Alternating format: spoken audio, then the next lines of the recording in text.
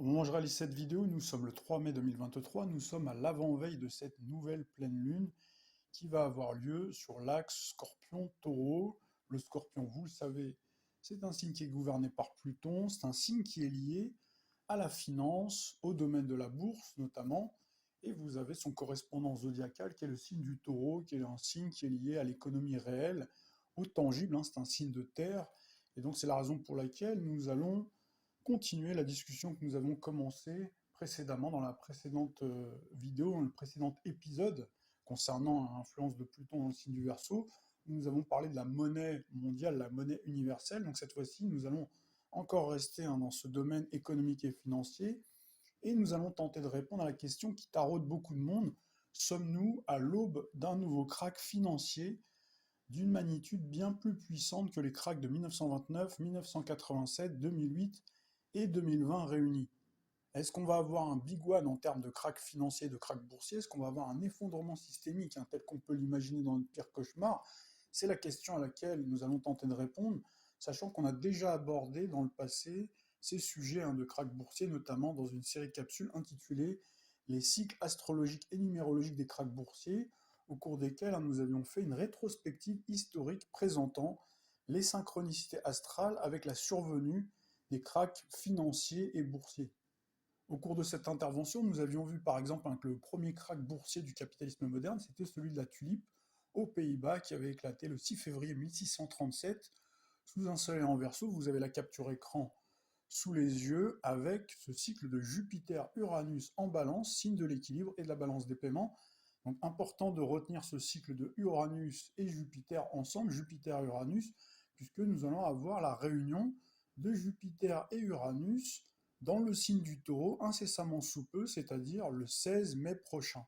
Le second krach boursier, c'était celui du système John Law, donc du 17 juillet 1720, avec un bon bank run. Donc John Law, c'était un dandy écossais qui était un joueur invétéré de casino qui avait saisi l'opportunité de grandes difficultés financières de l'État français de l'époque, après le règne dispendieux de Louis XIV, qui s'était éteint en 1715, qui avait laissé une sacrée ardoise en termes de dette avec 2,8 milliards de livres, pour mettre en place l'année suivante, dès 1716, un système bancaire inspiré des jeux de hasard et pour changer l'or en papier.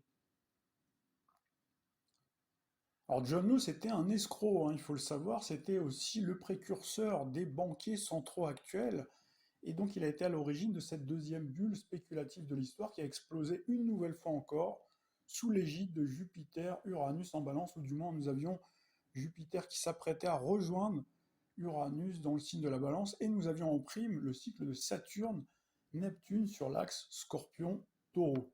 Retenez bien Saturne-Neptune, puisque nous avons bien ce cycle faux jumeau en ce moment qui sévit dans notre ciel de 2023 dans le signe du Poisson, et bien sûr, je viens de vous le dire, Jupiter et Uranus qui vont se retrouver ensemble dans le signe du Taureau. Sans remonter trop loin, vous avez par exemple le 6 octobre 1983, la faillite du système bancaire israélien sous l'égide de Jupiter-Uranus dans le signe du Sagittaire.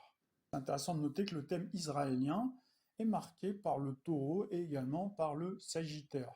Il y a eu ensuite un autre crash qui s'est produit le 2 juillet 1997, c'était en Thaïlande.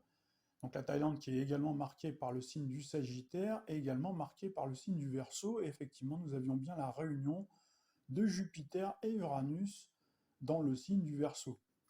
À la suite de ça, il y a eu une crise qu'on a appelée la crise asiatique de 1997, qui n'est pas seulement un épisode dans la liste des krachs boursiers liés à la mondialisation. Ce crash, si vous voulez, ça illustre également le décalage entre la sphère financière et l'économie réelle. Donc là, on retrouve bien le caractère virtuel du Verseau et l'aspect bien sûr réel. Alors si vous regardez le thème de la Thaïlande, vous avez également du Taureau. Vous avez une lune dans le signe du Taureau et vous avez Vénus dans le signe du Scorpion. Donc là, l'explosion, si vous voulez, de la bulle a fait ressortir tous les déséquilibres qui sont engendrés, qui ont été engendrés en tout cas par cette croissance, donc qui était un petit peu tout azimut. 3 ans plus tard, d'ailleurs, on remet ça, puisqu'en mars 2000, il y a eu ce crack de la bulle d'Internet, avec Jupiter en Taureau et Uranus dans le signe du Verseau. Jupiter en Taureau, comme on va l'avoir dans quelques jours, et Uranus qui séjournait, bien entendu, à cette époque-là, dans le signe du Verseau.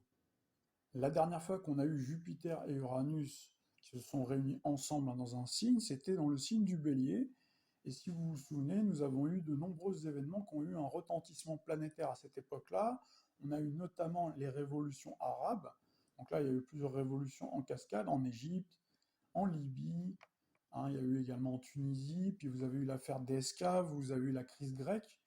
Donc ça a fait quand même beaucoup d'événements donc, qui ont eu un retentissement mondial. Donc là, on retrouve bien encore une fois Jupiter qui symbolise le caractère mondial de l'événement et Uranus, le retentissement médiatique. Et juste avant cette chronique dont je viens de vous parler, hein, donc sur les cycles numérologiques et astrologiques des cracks boursiers, nous avions également produit une capsule le 2 mars 2018 donc, qui était consacrée à l'influence d'Uranus dans le signe du Taureau, au cours de laquelle on avait évoqué la possibilité d'hyperinflation. D'ailleurs, vous avez la capture écran donc, qui en témoigne. Hein. On avait pris ces images donc, qui venaient de l'époque de la République de Weimar, puisque durant la République de Weimar, donc, il y avait eu effectivement une hyperinflation.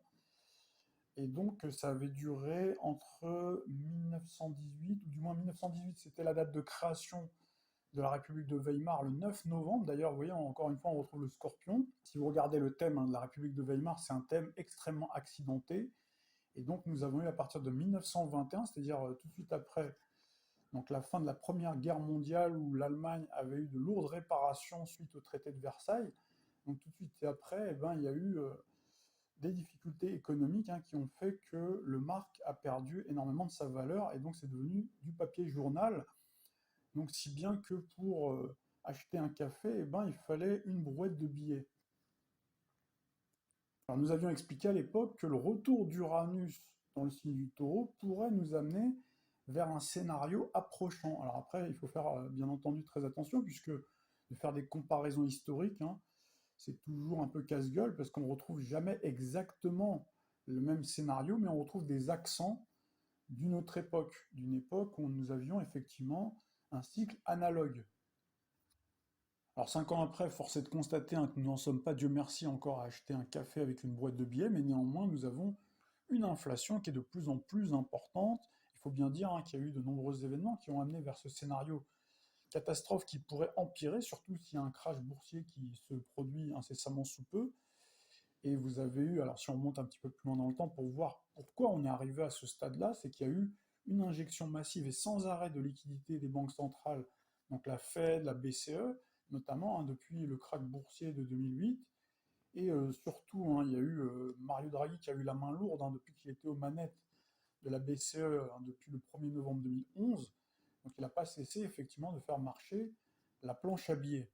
À cette époque, on n'a pas été verni parce qu'on a eu ce cycle Pluton-Uranus, Pluton dans le signe du Capricorne, au carré d'Uranus dans le signe du Bélier. Donc il y a une reproduction du cycle qu'on a eu dans les années 30, avec Pluton qui était cette fois-ci en Cancer et Uranus qui était en Bélier. Et donc on a eu en fait, on était dans une spirale de crise. C'est-à-dire qu'à chaque fois, il y avait une crise qui en appelait une autre. On avait la crise grecque, la crise des dettes souveraines. On a eu ensuite, beaucoup plus tard, la crise du repo. Vous vous souvenez, on avait fait plusieurs chroniques, donc ça c'était en 2019. Et donc on pressentait qu'il allait y avoir une crise plus importante encore avec le retour de Jupiter dans le signe du Capricorne comme en 2008. Et c'est exactement ce qui s'est passé, sauf que ça a été camouflé par la crise du Covid. En fait, vous avez eu donc la crise du Covid qui est venue jouer en fait le rôle de détonateur et de bouc émissaire également. Donc là, on trouve bien le bouc du Capricorne donc pour venir camoufler toutes les malversations, toutes les manipulations monétaires et bancaires. Et donc, on a eu cet effondrement des cours de bourse à partir du 20 février 2020 avec un pic le 12 mars 2020 suivi du fameux quoi qu'il en coûte. Ensuite, on a eu le plan de relance européen et le programme de rachat en urgence des dettes des États donc par la BCE face à la pandémie. Alors tout ça, ça a empêché de façon artificielle que l'Italie, le pays le plus endetté de la zone euro, ne sorte et donc reste au forceps dans le giron de l'Union européenne. Et donc on a eu toujours cette création massive de monnaie qui a aggravé donc les problèmes antérieurs. Si bien qu'après la crise du Covid et le fameux quoi qu'il en coûte, donc on a vu la dette publique s'aggraver de 600 milliards d'euros supplémentaires et donc porter un total à un montant vertigineux de 3 000 milliards de dettes pour la France. En tout cas, on a ce chiffre hein, qui est très proche désormais, puisque la dette publique dont frôle ce chiffre faramineux de 3 000 milliards d'euros.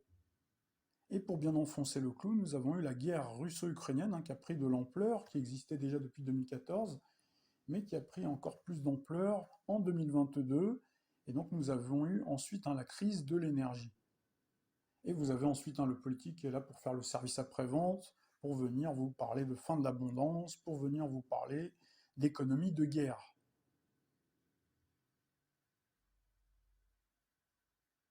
Et effectivement, aujourd'hui, nous connaissons bien une très forte inflation. Donc l'inflation serait, selon Eurostat, autour de 10% en moyenne, donc avec cette hausse faramineuse hein, du coût de l'énergie de 50%. Les chiffres qui sont donnés, ce sont bien entendu des moyennes. Hein. Quand on parle de 10%, 50%, et comme toutes les moyennes, eh bien, il existe des disparités importantes. Et d'ailleurs, on le constate hein, quand on va faire ses courses pour acheter des produits de consommation courante, on voit bien que les prix donc, des produits, donc, ils ont véritablement bondi et qu'avec la même liasse de billets qu'il y a 2 ans, on achète beaucoup moins d'articles. Mais si on reste hein, sur les taux officiels, on est déjà largement au-dessus du taux d'inflation du début des années 70, hein, qui était autour de 5%. Donc c'était juste après le changement du système monétaire international, avec la fin du Gold Exchange Standard, c'est-à-dire la fin de l'étalon or. Alors est-ce qu'on pourrait passer de l'inflation galopante à une hyperinflation? C'est bien entendu tout à fait possible, puisque nous allons avoir dans le ciel les conditions qui sont réunies pour. Hein, nous avons Jupiter et Uranus ensemble dans le signe du Taureau, et pour couronner le tout, vous avez également Pluton dans le signe du Verseau, comme la dernière fois hein, où on avait Pluton au Verseau, c'était à l'époque de la Révolution française, entre le 27 janvier 1778 à minuit 20 au 26 décembre 1798 à 14h19. Et il faut savoir qu'entre le 19 et 21 décembre 1789, sous l'égide de Pluton au Verseau et Saturne en Poisson, comme nous l'avons en ce moment dans notre ciel de 2023, nous avions donc l'émission de bons du Trésor, assignats, les fameux assignats, donc pour un montant de 400 millions de livres en remplacement de l'or. À notre époque, il n'est pas question de remplacer de l'or par les assignats, même si on pourrait en dire beaucoup sur les manipulations qui sont faites sur les cours de l'or, mais en tout cas, nous avons bien la monnaie papier, donc qui pourrait être remplacée par la monnaie virtuelle. Et nous retrouvons bien Pluton dans le signe du Verseau, le signe de la virtualité. Alors, il faut savoir que pendant cette période de notre histoire, où avaient été émises les fameux assignats, il y avait une période d'inflation qui battait des records. Vous avez sous les yeux la copie écran d'un article des Échos daté du 26 juillet 2022, c'est un article assez récent qui titrait La fabuleuse inflation des assignats. Ce qu'il faut savoir, c'est que la fin des assignats n'a pas fait chuter l'inflation, mais au contraire, ça les a fait grimper de 304%, et c'était à la mi-août 1796. Pluton était tout à la fin de son cycle, à 28 degrés 5 du Verseau, donc on était à la fin de la Révolution française, et on retrouvait ce cycle de Jupiter-Uranus par l'opposition sous l'axe Poisson-Vierge.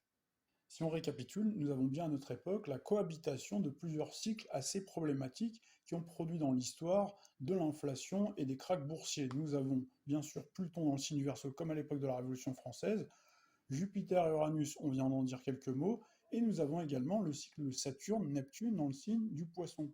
Le cycle de Saturne-Neptune s'est vissé sur l'axe Scorpion-Taureau, vous vous en souvenez puisqu'on vient de le rappeler, à l'époque du système John Law et de l'effondrement du système John Law.